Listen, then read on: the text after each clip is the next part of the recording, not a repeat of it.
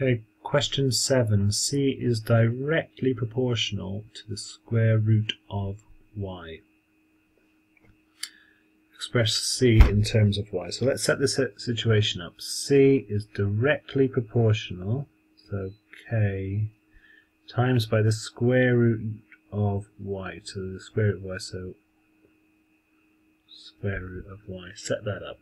Okay, now just substituting the values which I know. So 12.8 equals k times by root 16. Okay, so I can simplify this. Square root of 16 is 4. So 12.8 equals k times 4. So k times by 4. I mean, I would tend to write that as 4k, so that's just the same as 4k. Just because that's our convention. So to find out what k is, I'm going to have to divide both sides by 4. Divide by 4. So that gives me k equals 12.8 divided by 4. So 12.8 divided by 4 divided by 4. Let's do it then, shall we? So 12.8 divided by 4. 4 goes into 12 3 times. 4 goes into 8 twice. 3.2. You wouldn't necessarily need that to work out. You could see that 4 lots of 3 is 12 and 4 lots of 0.2 would be 0.8. So yeah, 3.2. K is 3.2, so all I need to do is express C in terms of y. So here we go. It equals 3.2 y.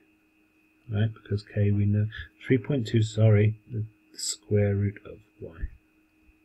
Needed to check that. Nearly made a little error, which would have cost me. Find C when y equals 400. So here we go. Let's reset this up. C equals, we now know that k is 3.2. There's the square root of 400. Right. Should be able to see that the square root of 400 is 20. If you were struggling to see that, you could split this out. So I'm just going to do that in a different pen to show what you might, if you weren't able to work out just in your head the square root of 400. I could use my surd skills to break that into the square root of 4 times the square root of 100. Okay, which is equal to 2 times 10, which is 20. So you could use your surds manipulation skills to get you to that point, but hopefully you would just be able to spot that 20. So C equals 3.2 times by 20. Whatever method you use to multiply is fine.